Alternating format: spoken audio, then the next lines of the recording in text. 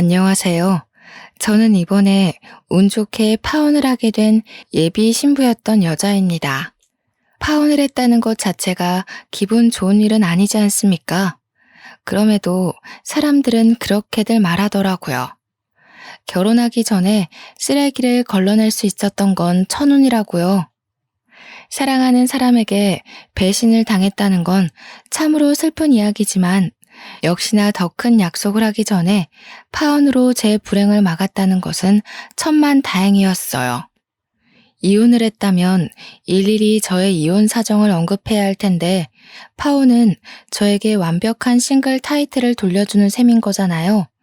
하늘은 제 편이었다고 좋게 좋게 생각하고 있습니다.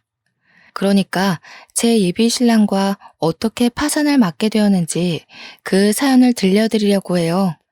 당연히 유쾌한 이야기 아니고요. 감동적인 이야기도 아닐 겁니다. 이런 유형의 남자들도 있다는 걸 세상 천하에 공표해버리고 싶어서 찾아왔으니 제 예비 신랑 얘기에 화가 잔뜩 나셨다면 욕 한번 해주세요. 제 예비 신랑은 저와 약혼 관계임에도 맞선을 끊지 않고 저울질을 일삼던 사람입니다. 당연히 처음에는 몰랐습니다. 예비 신랑이 간이고 쓸개고 다 내어줄 것처럼 저를 사랑해줬으니까요. 저와 예비 신랑은 서로 결혼 정년기에 만나서 사랑을 키웠고 결혼 약속을 하게 되었어요. 예비 신랑을 만나기 전까지 저는 결혼을 향한 사람의 욕심이 얼마나 무서운 건지 모르고 지냈습니다. 결혼에 필요한 건 책임감과 경제력, 그리고 사랑하는 마음과 통하는 가치관이라고만 생각했어요. 이러한 조건으로 사람의 과욕이 붙으면 얼마나 인간성이 떨어지는지를 예비 신랑을 통해서 눈으로 봐버렸네요. 저는 예비 신랑뿐만 아니라 예비 시댁에게서도 느낀 경험 때문에 현재도 결혼에 대해 심히 고심하는 중입니다. 제가 예비 신랑을 처음 만난 게 맞선이라고 했지 않습니까? 저의 남편의 맞선은 당연히 서로의 지인을 통해서 이루어졌는데 사실 저는 그때 맞선이란 걸 처음 해봤습니다. 당시가 33살이었어요. 원래는 결혼 생각도 없고 남자친구도 없이 저만의 삶을 사는 게 재밌어서 다른 것에 관심을 못 두고 있거든요. 그래서 맞선을 볼 때도 크게 이성 간의 교제에 마음이 가질 않더라고요. 그런데도 맞선을 보게 된 건 돌아가신 친정아빠의 바람이었기 때문이었습니다. 저는 맞선을 보게 된 그 해에 심근경색으로 돌아가신 아빠를 보내드렸고 아빠는 살아계실 때 누누이 제가 결혼한 걸 보고 싶다고 말을 많이 했었어요. 제가 자식들 끼고 오순도순 사는 걸 보고 싶어 했는데 제가 결혼에 관심이 없고 제 인생 사는 것에만 흥미를 두고 있으니 아빠가 근심이 많았거든요. 저는 또한 얘기를 그저 귀찮은 잔소리로만 들었었고요. 이렇게 갑자기 아빠와 이별을 하게 될 줄은 몰랐는데 아빠가 돌아가시고 나니까 후회되는 건 결혼뿐이더라고요. 결혼 그거 뭐라고 나 낳고 길러준 부모님을 위해 그거 한번 못 해드렸을까 싶어서 많이 죄송했습니다. 아빠를 떠올리면 제 결혼을 원했던 모습밖엔 생각이 안 나서 좀처럼 마음이 불편한 겁니다. 그래서 제가 지인한테 얘기해 남자 좀 소개해달라고 했던 거였어요. 그렇게 만나게 된 남자는 아빠 때문에 억지로 노력을 해서 만난 것 치고는 첫인상이 괜찮았습니다.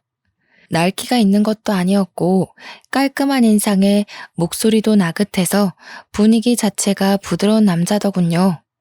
말센스와 배려도 차고 넘쳤는데 이 부분은 제게 색다른 감정을 일깨워준 매력이기도 했습니다. 그 사람이 바로 저의 예비 신랑이고 예비 신랑이 먼저 애프터를 신청해주니 저희 만남은 길게 지속이 되었던 거죠. 아빠가 일찍 돌아가셔서 그런지 예비 신랑이 저를 듬직하게 챙겨주는데 아빠 생각도 나고 또 아빠 같은 느낌이 나서 빠르게 끌리더라고요. 첫인상이 괜찮았지만 솔직히 이상형은 아니었던지라 당시 느꼈던 감정이 약간의 호감과 의외성이었는데 나중에 예비 신랑과 좀 친해져서 듣게 된 말이 저를 여자로 만들어 주었습니다. 지연 씨, 정말 제 이상형이에요. 제가 여태 본 여자들 중에서 제일 예쁘세요. 인기 많았을 것 같은데 제가 지연 씨를 차지한 셈이니 승리자인 건가요? 제가 예비 신랑의 외적인 워너비라는 걸 알게 되니 마음이 더 열렸던 것 같아요. 누군가가 저더러 이상형이라고 말해주는 건 기분 좋은 일이잖아요.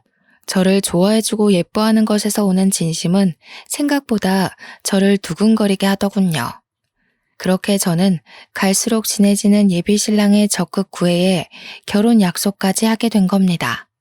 시간을 보낼수록 예비 신랑이 생각 이상으로 저의 외적인 면을 상당히 좋아한다는 걸 느꼈습니다. 세상에서 저를 제일 예쁜 여자로 대우해줬다는 거예요. 제가 그렇게 잘난 여자는 아닌데 그렇게 봐주니까 저도 자존감이 올라가고 예비 신랑한테 더 잘하게 되는 거 있죠. 저희 사이는 무르익다 못해 물러 터질 지경으로 마음이 깊어졌습니다. 그렇다 보니 남편은 자기 부모님한테 저를 자랑하고 싶었나 봐요. 이미 결혼도 약속했으니까 어차피 만나게 될 예비 시부모와 빨리 자리를 만들고 싶어 하더라고요. 상견례 때 저와 예비 시부모의 관계가 이미 친해져 있길 바라는 것 같기도 했습니다. 예비 신랑의 설레발은 결국 저의 망설임까지 잡아먹었는데요. 저를 예비 시부모한테 빨리 소개하지 않으면 누가 내일이라도 저를 채갈 것 같다는 게 아니겠어요? 우스운 농담이라는 거 알지만 저는 그런 예비 신랑의 애교에 넘어가 예비 시부모의 만남을 허락하고 말았습니다. 예비 시부모는 평범한 아파트에 살고 있었어요. 오히려 저는 부담이 덜어져 좋았습니다. 저희 가정 환경도 예비 신랑과 비슷한 수준이라는 게 확인되니까 확실히 긴장이 줄더라고요. 솔직히 양가 재력이 어느 한쪽으로 치우쳐지는 건 상대적으로 문제가 따르기 쉽잖아요. 마침 저녁 시간이었던지라 예비 시부모는 두 분 다 집에 계셨습니다. 저를 좋은 마음으로 반겨주셔서 제가 더 안심했는지도 모르겠네요. 그런데 예비 시부모와 대화를 나누다가 알게 된 건데 왜 저는 제가 맞선이 처음인 것처럼 예비 신랑도 처음이라고 생각했던 걸까요? 예비 시부모가 그동안 있었던 예비 신랑의 맞선 얘기를 꺼내는데 조금 당황해버렸습니다. 그래도 우리 아들이 부모님한테 여자 보여주는 건 아가씨가 처음이에요. 맞선을 그렇게 많이 보는데도 데려오는 여자는 한 명도 없었거든요. 아들이 나이는 계속 먹어가는데 도통 결혼 소식이 안 들리니 얼마나 조마조마했다고요. 이렇게 참하고 예쁜 아가씨를 데려오려고 그렇게 애먹였나 보네. 당연하지. 내가 어디 아무랑 결혼할 남자인가? 엄마 아들 본능은 높아. 앞으로 자주 보게 될 거니까 오늘은 자연이한테 살살 물어봐.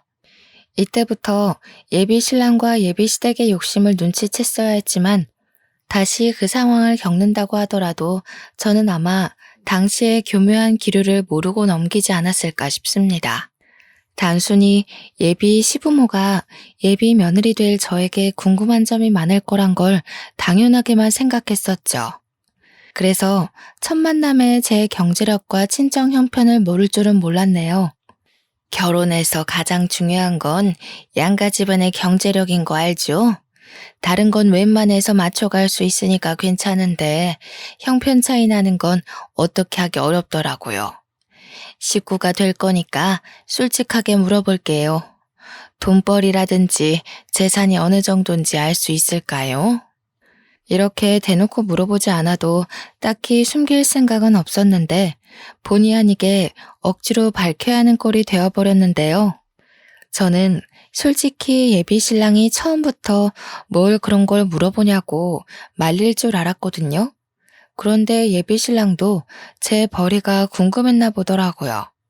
옆에서 저더러 미래를 위해 금전적인 부분에서 숨기는 것이 없도록 하자면서 부추기는 거 아니겠어요? 그걸 보면서 그동안은 왜 묻지 않았나 싶기도 하고 기다렸다는 듯 얘기를 하니까 어지간히 궁금했나 보네 싶기도 했습니다. 그나마 예비 신랑의 배려라고 느껴진 건 자기가 먼저 경제 수준을 밝혀주더라고요. 나는 일단 지금 살고 있는 집 보증금 8천만 원이랑 개인 적금 만기된 거 2천만 원 있거든. 우리 부모님은 두 분 다 일하셨었는데 퇴직하는 바람에 연금 받고 생활 중이라 내가 부모님한테 딱히 받을 재산은 없고 급여는 360. 너는? 솔직히 저는 당시 상황이 좀 부담스러웠습니다. 제 경제 상황을 숨길 생각이 없다 뿐이지 제 의사도 묻지 않고 무작정 까발리는 식으로 밝히고 싶진 않았거든요. 그리고 저는 친구들한테도 제 급여에 대해 얘기를 해본 적이 없는 사람입니다. 그런 걸 알리는 게 불편하다고 해야 되나? 솔직히 재정 사정을 공개하는 순간 사회인으로서 재정 상황 무시하고 순수하게 사람을 바라보기 힘들거든요. 언젠가는 서로의 재정 차이 때문에 감정 상하는 일이 생길 수 있다는 거죠. 저는 직접 친구 문제로 그런 걸 겪기도 했었고요. 예비 신랑은 정말 한 톨도 빠짐없이 제게 시댁 재정을 낱낱이 공개했는데요. 예비 시댁이 원래 잘 사는 편이 아니라서 혼수나 예단비를 준비할 능력이 안 된다고 하더라고요. 그래서 예비 신랑은 온전히 자기 돈으로 장가를 가야 된다고 했습니다. 저렇게 다 오픈해버린 상황인데 제가 어떻게 침묵으로 일관하고 답변을 미룰 수 있었겠습니까? 저도 할 수 없이 제 경제 능력에 대해 얘기를 했죠. 좋게 생각하기로 했어요. 어차피 결혼할 사이인데 같이 가정을 꾸리려면 금전적인 부분을 공유하는 게 그리 잘못된 부분이 아니잖아요. 또 부모님한테 결혼 자금을 지원받을 수 없는 건 저도 마찬가지였고요. 저는 웨딩 플래너 직업을 갖고 있었기에 월급은 250 정도라고 했습니다. 모은 돈 또한 예비 신랑보다 20% 작아서 그렇게 말씀드렸고요. 친정 형편도 예비 시댁이랑 비슷한 수준으로 말했어요. 어쨌든 전체적으로 저는 예비 신랑보다는 못 미치는 수준의 재정이었습니다.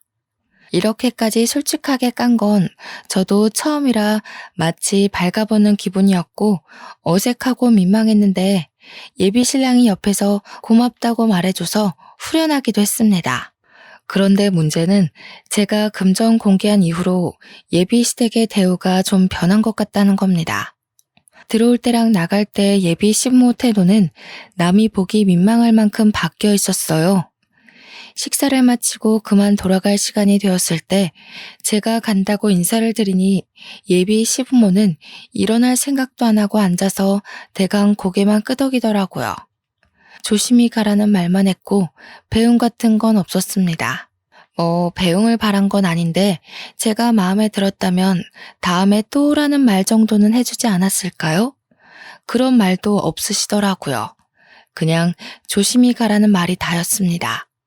찝찝해서 예비 신랑한테 예비 시부모가 날 마음에 안 들어하는 것 같다고 슬쩍 말해보았는데 예비 신랑이 그런 거 아니라고 자기 부모님 평소에도 표현이 서툰 사람이라고 하더군요. 제 생각엔 표현이 서툰 게 아니라 그건 분명 불호인 표정이었거든요. 그렇지만 어쩌겠어요. 예비 신랑 생각해서 그냥 제가 예민했다고 넘겼죠. 그날 이후 한 번씩 예비 시부모의 떨떠름한 태도 때문에 마음에 걸리곤 했는데 제게 중요한 건 예비 시부모가 아닌 거 있죠. 어느 순간부터 예비 신랑 또한 은근히 변한 것 같다는 거예요. 항상 먼저 연락하고 먼저 어디 갈지 데이트 코스를 짜던 사람이 점차 제가 연락해야만 소식을 물을 수 있고 주말에 시간 내서 놀러 가자고 하면 몸이 안 좋다는 핑계로 만남을 미루기 시작했다는 거죠. 초반에는 그러려니 했습니다. 그런데 제 생일마다 이벤트를 해주던 사람이 이번엔 생일인 줄도 모르고 그날 자기가 들고 있는 동호회에 선약이 있다고 하길래 저는 예비 신랑이 저한테 마음이 뜨고 있다는 걸 눈치챘어요. 그날 그게 예비시댁에서 금전적 부분을 공개했을 때 이유라는 것도 눈치껏 알아차릴 수 있었고요. 언제 한번 예비신랑이 연애 초창기에 달콤한 말을 가정한 속내를 밝힌 적이 있었는데 갑자기 그 말이 불현듯 생각나더라고요. 나는 부부가 된다면 부부끼리 서로 도움을 받을 수 있는 관계였으면 좋겠어. 한쪽이 일방적으로 애써야 되는 관계 말고. 저는 당시 그 말이 부부관계의 감정적 요인을 말하는 걸로 이해를 했습니다.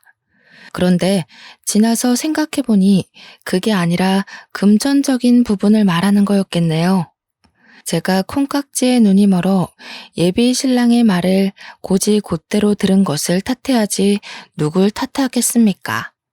당시만 해도 예비 신랑의 변한 태도가 제 경제력 때문이란 것에 완전한 확신은 없었고 그 방향으로 촉만이 기울고 있을 때였는데요. 정말로 우연찮게 발견한 장면 때문에 이 남자가 저를 향한 마음이 끝났다는 걸 확신했죠. 일하는 도중 우리 회사 1층 카페에 갔다가 예비 신랑을 발견했거든요.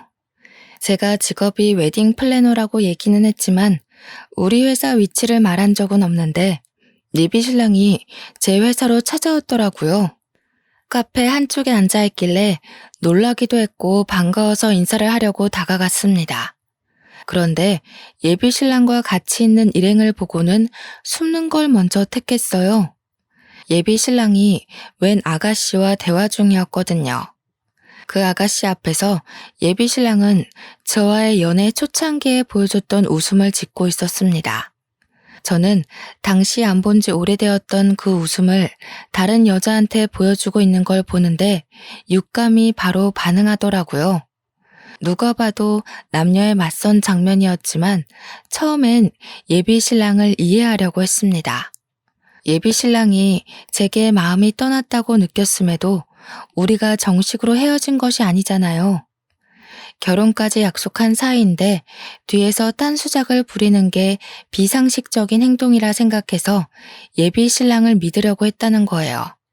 그러려면 제가 그 둘의 만남이 어떤 목적인지 확실히 알아야 될 것 같다고 생각을 했습니다. 그래서 더 가까이 다가갔고 다가갈수록 둘의 대화에서 한두 번 만난 사이가 아니라는 게 들렸죠. 둘의 관계가 예사롭지 않다는 걸 확실히 들은 저는 더 이상 숨지 않고 예비 신랑에게 모습을 드러냈습니다. 자기 여기서 뭐해? 나한텐 회사 미팅 있다고 연락하기 어렵다더니 미팅 주제가 데이트 코스인가 봐? 온통 커플 여행 얘기뿐이네. 예비 신랑은 저를 발견하자마자 까무러치게 놀라면서 벌떡 일어났습니다. 황급히 저를 데리고 다른 곳으로 달아났죠. 그 와중에 잠깐 돌아봤던 저는 예비 신랑과 있던 아가씨와 눈이 마주쳤어요. 저와 아가씨는 서로의 얼굴을 보고 더 놀랐어요. 그 아가씨는 다름 아닌 저와 같은 플래너인 2년 후배였습니다. 저희는 서로 집도 드나들 만큼 제법 친한 사이였어요. 그 후배도 예비 신랑과 저를 보고서 당황하는 것 보니 예비 신랑에게 저의 존재가 있었다는 걸 몰랐던 눈치 같았습니다. 후배 일은 나중에 언제든지 대화 나눌 시간이 있으니 우선은 예비 신랑의 변명을 들어보는 게 먼저였습니다. 저를 구석으로 내몬 예비 신랑을 마주하면서 저는 어디 말해보라는 식으로 침묵하고 있었어요. 갑자기 불쑥 끼어들면 어떡해. 거기 나만 있는 자리였어?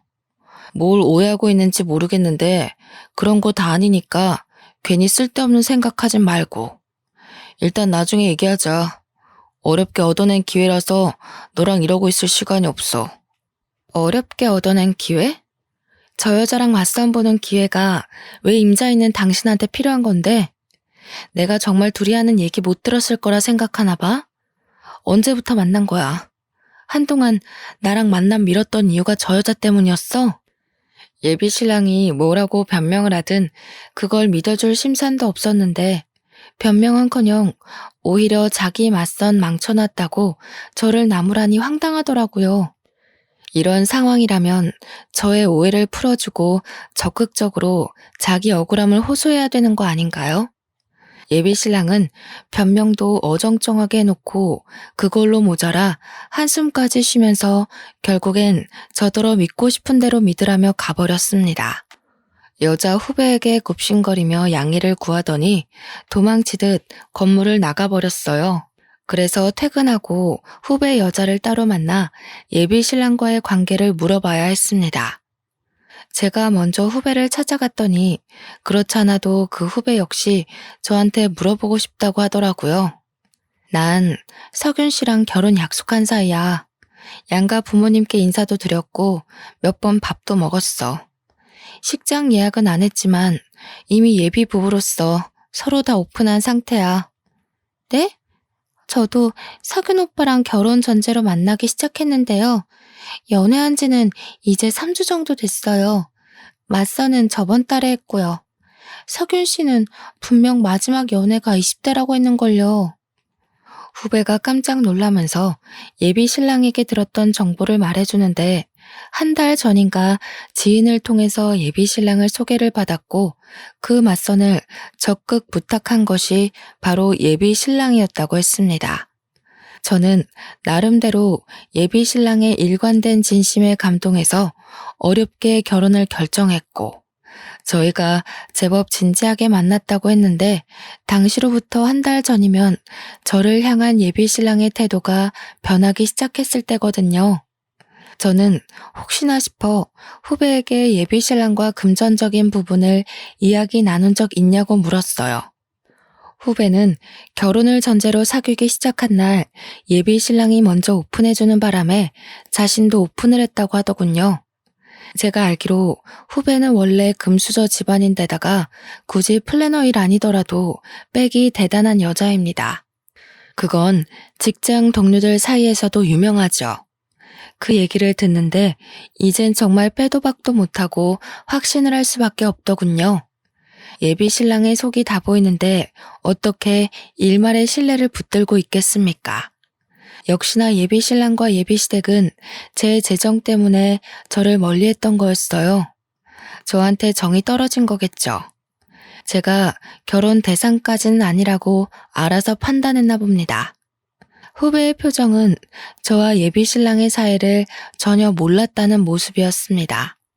그래서 제가 그런 쓰레기랑 만나서 인생 버리지 말라고 제가 다 알아서 해결 본다고 했어요. 그런데 문제는 예비 신랑의 양다리만이 아니더라고요.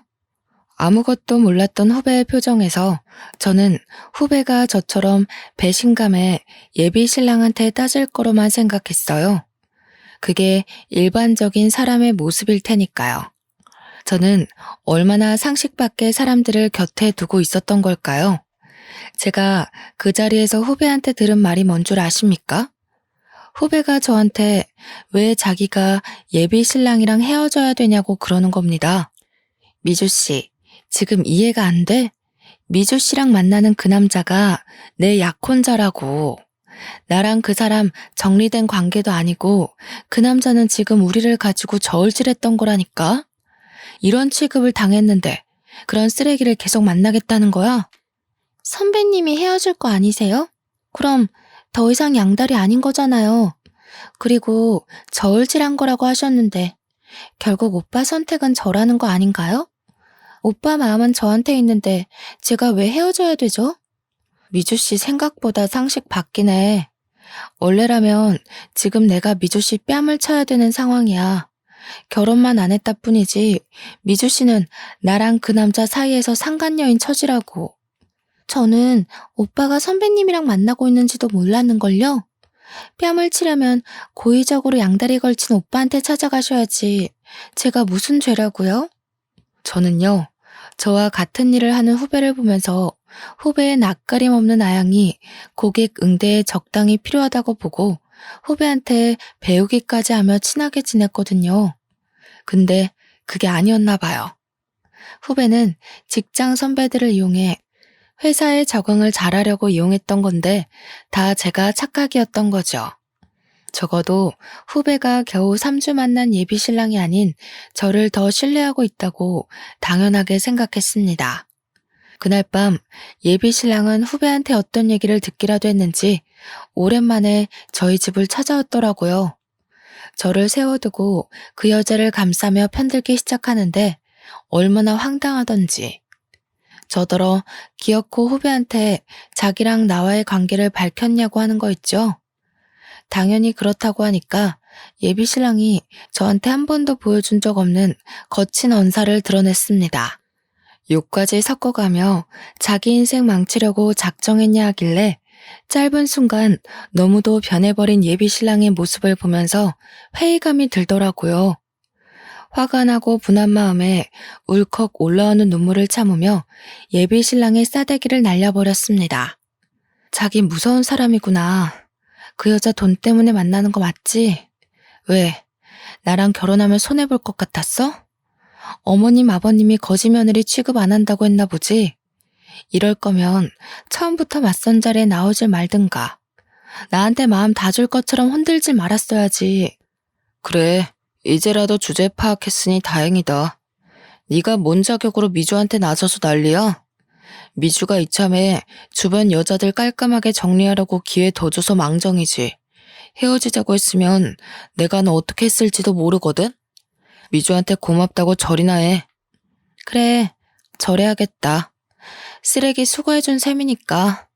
결국 똑같은 년놈들이 만난 거네. 양다리 걸친 게 뭐 자랑이라고 나한테 와서 큰 소리야? 돈에 정신 빠진 놈인 줄도 모르고 하마터면 내 인생 쪽날 뻔했어. 너는 언젠가 또 돈 유혹에 넘어가 여자 갈아치울 놈일 테지. 그렇게 사는 것도 불쌍하다. 불쌍한 건 너야. 내가 그래도 너 생각해서 상처받지 않게 헤어지려고 배려한 거거든? 네 입으로 이별 구할 수 있게 기회 준 거라고. 그런데 미련하게 눈치 못 채고 기다리기만 하더니 결국 내 앞길을 해방해? 미주 생각해서 이 정도로 넘어가는데 앞으로 미주한테 나와의 관계에 대해서 뭐라도 되는 것처럼 짓거리지 마. 난 너 이미 떠난 지 오래야. 예비 신랑은 저한테 손찌검을 할랑말랑 참다가 속풀이만 하고서 돌아갔습니다. 그날로 저와 예비 신랑의 관계는 종결났고 저는 끼고 있던 반지를 갖다 팔아버렸어요. 직장에서 후배를 만나도 비즈니스 대화 말고는 인사도 안 하며 지냈습니다. 후배는 벌써 예비 신랑과 약혼 반지를 나눠 꼈더라고요. 그걸 보는데 배알이 뒤틀리기보다는 안타까운 거 있죠. 조만간 저 여자 약혼 반지도 쓰레기통 신세가 될 거라 확신하고 있으니까요. 그렇게 저와 예비 신랑이 헤어진 지 4달이 지났을까? 제가 아주 기막힌 장면을 목격했지 뭡니까? 직원들의 락커가 같은 곳에 있기 때문에 점심시간이나 퇴근 후는 어쩔 수 없이 근접거리에서 마주할 수밖에 없거든요. 후배가 손가락에 있는 약혼 반지를 빼더니 회사 내 카페에서 남자를 만나고 있는 게 아니겠어요? 딱 봐도 스킨십이 자유로운 게 예사로운 관계가 아닌 듯 보이더라고요. 당연히 그 남자는 예비 신랑이 아니었고 보니까 후배가 예비 신랑과 새 남자를 두고 저울질하고 있는 듯 했습니다. 저랑 상관없는 그 일을 이렇게 언급하는 이유는 후배의 양다리 때문에 저한테마저 어처구니 없는 일이 생겼다는 겁니다. 후배의 양다리를 목격한 지 2주가 지난 시점이었어요. 퇴근을 하고 집에 갔더니 예비 신랑이 저를 기다리고 있는 거 아니겠습니까? 저를 발견한 예비 신랑은 서둘러 제 앞으로 다가와 다짜고짜 아스팔트 위에 무릎을 꿇었습니다. 자기야, 내가 잘못했어. 내가 자기 같은 정직한 여자를 두고 정신이 나갔던 거야. 미주 걔가 아주 대바라졌더라고. 글쎄, 우리 부모님한테 집안꼴이 개꼴이라고 대놓고 욕을 하는 거 있지? 우리 부모님한테서 무슨 마른 곰팡이 냄새가 난다고 하면서 얼마나 건방진 태도를 보이던지. 심지어 나더러 대릴 사유를 하라고 하잖아. 남자가 어떻게 여자 집에 들어가서 지내? 모양 빠지게. 내가 당장 꺼지라고 해버렸어. 잘했지? 뭐 하자는 거야? 너랑 네 집이 그런 꼴 당하게 나랑 뭔 상관이라고 찾아와서 행패야. 경찰에 신고해버리기 전에 너나 꺼져. 자기야, 정말 미안해. 내가 결혼을 잘 몰라서 그랬어.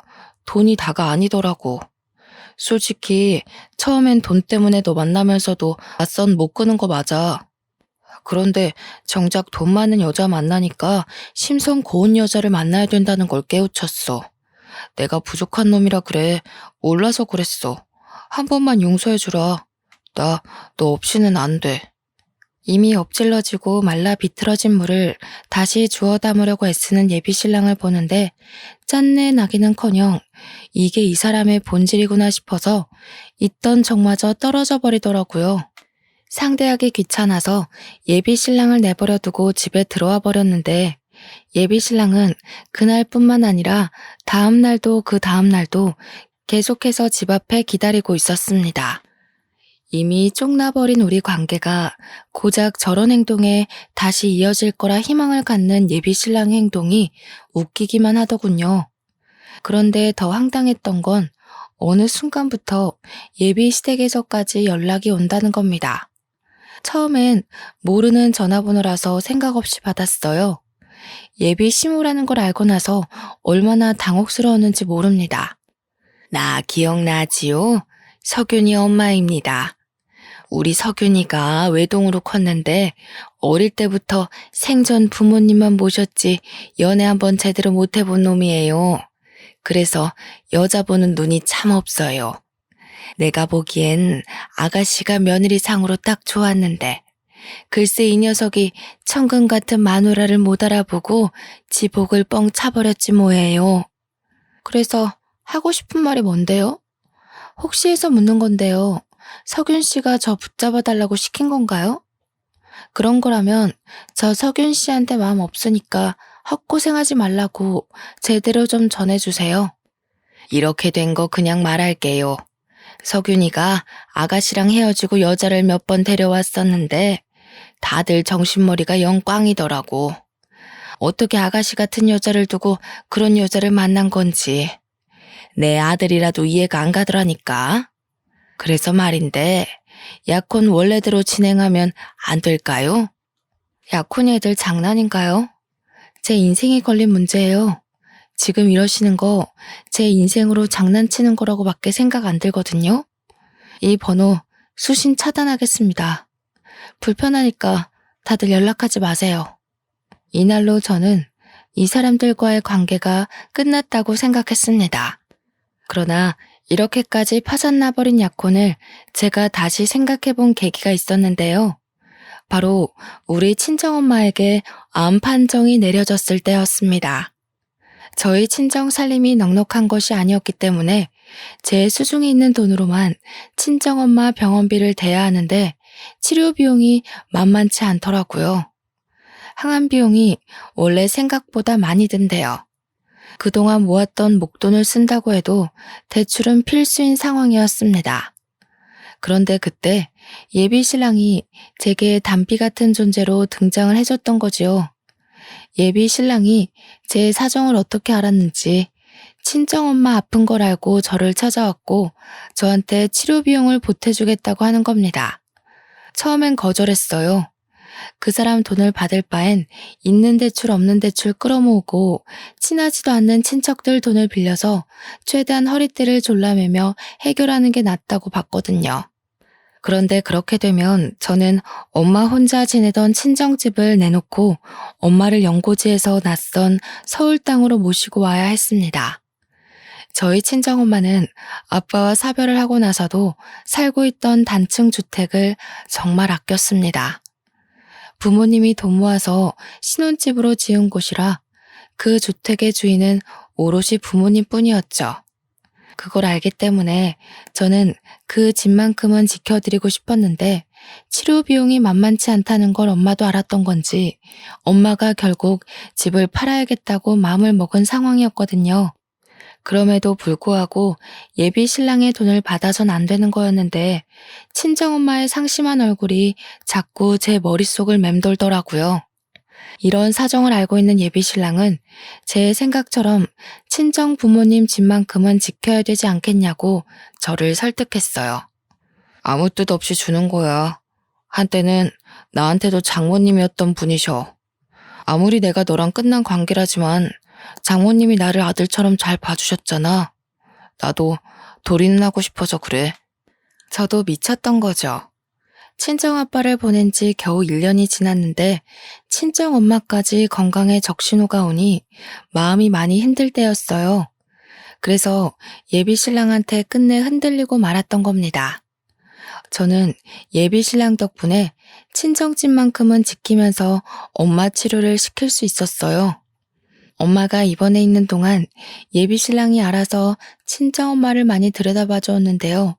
그것 때문에 제가 약혼을 다시 생각해보게 된 거였어요.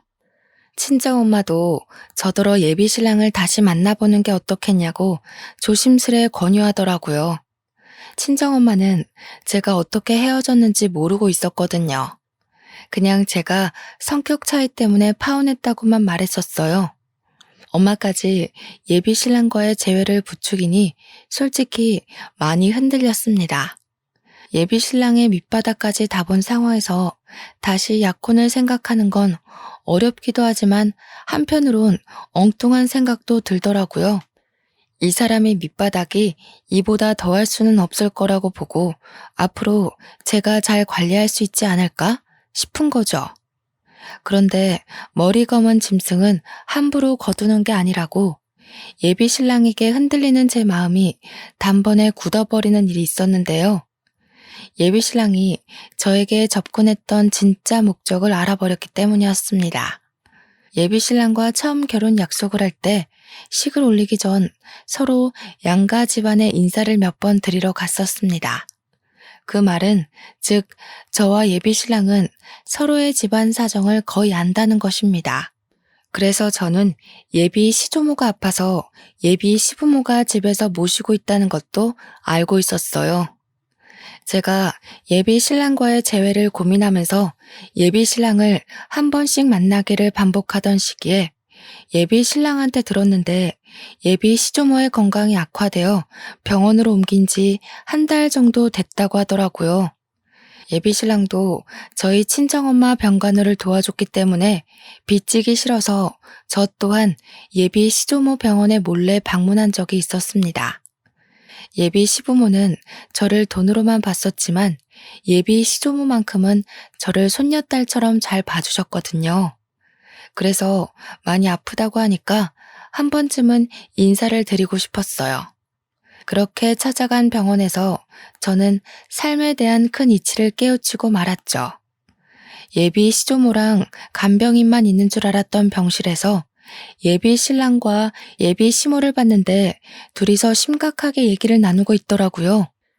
이렇게 시간 끌다간 네 할머니 숨 넘어가겠다. 그 집에 치료 비용까지 다 대줬는데 그 아가씨가 너랑 결혼 안 한다고 하면 어쩔 거니? 네 돈만 날리는 거잖아. 차라리 차용증을 받고 빌려주는 걸로 할 걸 그랬나 보다. 다 넘어왔어. 최근에 만났을 땐 먼저 약혼 얘기를 꺼내더라고. 괜히 재촉했다간 잘 차린 밥상 엎어져. 장인어른 사망보험금이 무려 14억이래. 이 정도면 할머니 병원비랑 내 사업 자금에도 충분하고 엄마 아빠 새 아파트로 이사도 시켜줄 수 있어. 훗날의 단꿈을 위해서 조금만 힘내자. 그런데 정말 그 아가씨가 보험금 수익자 맞아? 괜히 사보인 쪽에서 받아가면 그 아가씨는 또 땡전 한 푼 없는 입장일 거 아니야. 내가 장모님한테 들었다니까. 장모님이 우리 결혼하면 혼수 못 해줘서 어쩌나 걱정했는데 장인어른이 마지막 가는 길에 혼수는 해주려나 보다. 그렇게 얘기하면서 보험금 수익자가 자연이라고 알려주더라고. 친정아빠 사망보험금이 제가 수익자라는 건 저도 알고 있었습니다. 예비 신랑과 맞선을 보기 전부터 제게는 14억이라는 재산이 있었지만 일부러 그건 공개하지 않았었어요. 아빠의 목숨값을 그렇게 가벼운 담소 사이에서 오르내리게 하고 싶지 않았거든요. 그런데 아무래도 엄마가 예비 신랑에게 고마워서 결국 고백을 해버렸나 봅니다. 뭐가 어찌되었든 예비 신랑이 제게 회유하는 마음으로 접근했다지만 끝내 그 마음이 다시 변질된 거 아닙니까? 친정아빠의 사망보험금 얘기가 나오자 더는 못 들어주겠다 싶어 저는 병실 문을 열고 들어갔습니다. 저를 보고 놀라는 둘의 표정이 아주 보기 좋더라고요. 저는 들고 있던 꽃바구니에 꽃을 꺼내 예비 시모 얼굴에 패대기 쳤고 그 바구니로 예비 신랑을 죽자 살자 내리쳤어요. 예비 신랑이 아파서 소리를 악악 지르다가 저를 붙잡았습니다. 당신들이 이러고도 사람이야? 사망보험금? 네가 나한테 잘했던 이유가 그거였구나. 짐승반도 못한 것들. 어떻게 사람 힘든 시기를 이용해서 배불리려고 해? 여길 어떻게 왔어? 왜 연락도 안 하고 찾아와? 아니, 그러니까 자기가 뭘 어디서부터 들었는지 모르겠는데 그런 뜻이 아니야. 너한테는 더는 내려갈 밑바닥은 없다고 생각했는데 내려가고 말고 할 게 아니라 아예 밑바닥에서 살고 있는 짐승 새끼였구나. 사람이 이렇게까지 바닥을 기기만 할 줄은 몰랐네. 너 때문에 세상에 이런 사람들도 있다는 걸 알았어. 거머리 짓에는 나이가 불문하다는 것도 아주 잘 알았고. 얘가 어디서 어른한테 이런 몰상식한 짓을 해? 너 지금 나 때렸니? 감히 시엠이 될 사람 얼굴에다 꽃을 던져? 정신 차리세요, 아줌마. 능력이 없으면 사람한테 구걸하고 넙죽 엎드리긴 할 것이지. 거짓골에 자존심만 살아서는 남의 돈이 자기 돈인 것 마냥 그렇게 살고 싶어요? 자식 새끼를 이 정도밖에 못 키운 것도 다 아줌마 업보예요. 거지라는 말도 아깝네요. 이런 쓰레기들은 기생충이라고 불러줘야 되는 건데. 화가 난 예비 시모가 제게 손찌검을 하려고 했는데 예비 신랑은 그 상황에서도 저를 설득시킬 수 있다고 생각한 건지 예비 시모의 손을 자기가 막더라고요.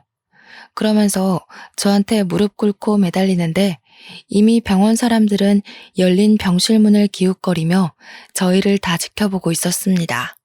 말썽꾸러기 청소년들이 저희 상황을 실시간으로 SNS에 퍼뜨려 자기 채널에 인기몰이를 하기도 했어요. 제 손을 잡고 한 번만 봐달라고 저를 사랑하는 마음은 진심이라고 하는 예비신랑의 애절함에 저는 예비신랑의 머리채를 잡고 밀어버렸습니다. 그 바람에 예비신랑 뒤에 있던 예비시모가 그걸 피하다가 같이 넘어졌지 뭡니까. 아무래도 하늘은 내 편인 것 같네. 이렇게 두 번의 기회나 주니 말이야. 그래, 원래 돈 때문에 양다리 걸쳤던 사람인데 그 개버릇이 고쳐졌을 리가 없지. 어디 또 자존심 세우고 남의 돈 빨아먹는 거머리짓 해봐. 이미 당신들 얼굴 팔려서 그게 통할 상대가 있을지 모르겠지만 예비신랑은 그제야 이 상황을 구경하고 있던 사람들에게로 신경이 빼앗겼고 허겁지겁 꽃바구니로 얼굴을 가렸습니다. 그 추잡한 모습에 헛웃음이 나와서 그대로 병실을 나와버렸어요. 예비신랑이 저를 쫓아오려고 해도 병원 사람들이 예비신랑에게 손가락질하면서 막아주는 덕에 저는 깨끗이 손을 털 수 있었어요. 그리고는 서울 집에 짐을 모조리 챙겨 친정에 내려갔습니다. 엄마는 초기에 발견했던 암인지라 통원치료가 가능할 정도로 완쾌가 되었어요. 그래서 예비신랑이랑 더는 재회할 생각 없다고 그동안 있었던 일을 솔직하게 말해줬습니다. 친정엄마는 깜짝 놀라면서 가슴을 부여잡더라고요. 저더러 혼자 고생 많았겠다고 다독여주기도 하더군요. 그리고 저는 혹시 몰라서 예비신랑을 상대로 접근 금지를 신청했어요. 고맙게도 예비신랑이 제게 집착하고 연락하면서 계속 집 앞에 찾아왔던 증거들이 넘쳐났기 때문에 신청서 내는 건 어렵지 않았습니다. 그 이후로 더 이상은 예비신랑을 마주하는 일이 없었습니다. 저는 친정집이랑 가까운 웨딩홀에 취직하여 다시 일상을 회복 중에 있어요. 서울이 아니다 보니까 SNS에 얼굴이 팔렸다고 하더라도 저를 알아보는 사람은 없더라고요. 다만 예비신랑은 상황이 다를 겁니다. 예비신랑이 다른 사람 밑에서 사업을 하고 있었는데 자기 개인 사업장 차릴 거라고 인맥을 많이 관리하고 있었거든요. 그 인맥들은 다 인터넷 시장에 빠삭한 사람들이라서 아마 예비신랑의 커리어 문제가 생겼을 거라고 확신합니다. 벌 받은 거겠죠. 하늘에서도 돈에 현혹되어 사람을 이용하는 짓이 얼마나 인정머리 없는 짓인지 알고 있나 봐요. 예비신랑을 통해서 저는 더더욱 행동거지를 조심하고 종이 쪼가리에 인생을 거는 짓은 하면 안 된다는 걸 뼈저리게 깨우쳤습니다. 참, 그리고 예비신랑과 바람났던 그 후배 있잖아요. 한참 제 예비신랑 만날 때 너무 당당하게 연애를 했던지라 주위에서 그 후배를 보는 눈길도 곱지 않더라고요. 제가 친정으로 간다고 그 회사에 사직서를 낸 뒤 후배도 며칠 안 가 사직서를 제출한 걸로 들었습니다. 인생이 참 어려운 것 같으면서도 단순한 것 같아요. 열심히 앞만 보고 사는 사람에겐 꼭 유혹이 생기고 나쁜 것에 현혹되어 쉽게 살고자 하는 사람들에겐 꼭 벌이 따르는 것 같으니 말입니다. 대신 한 가지 명확한 건 있네요. 성실한 사람들은 살아가는 과정에 장애물이 있을지언정 결과만큼은 창대하고 불성실한 사람들은 과정만큼은 편할지언정 결과는 끝내 미약하다는 거죠. 결혼하기 전부터 진을 다 빼버렸더니 저는 이제 정말 결혼에 대한 욕심이 사라졌습니다. 안 그래도 결혼을 해도 그만, 안 해도 그만이라 생각하다가 예비 신랑을 만나서 결혼을 약속했던 건데 일이 이렇게 엎어지니 결혼은 얼마나 지옥 같을지 상상이 되더라고요. 돌아가신 아빠의 소원은 들어주지 못할지 모르지만 평생 제가 잘 사는 모습을 보여주겠다고 그렇게 다짐했습니다. 제 결혼은 이렇게 시작도 못 해보고 고꾸라져 버렸어요. 다들 거하게 준비하던 계획이 무너진 순간들 있었는지 모르겠습니다. 분명 힘들고 아플지라도 그것이 내 삶의 끝이 아니라는 것만 기억하셨으면 좋겠네요. 좋은 이야기는 아니었지만 그래도 들어주셔서 감사합니다. 다들 각자의 길에서 행복하길 바랍니다. 긴 사연 들어주신 여러분 감사합니다.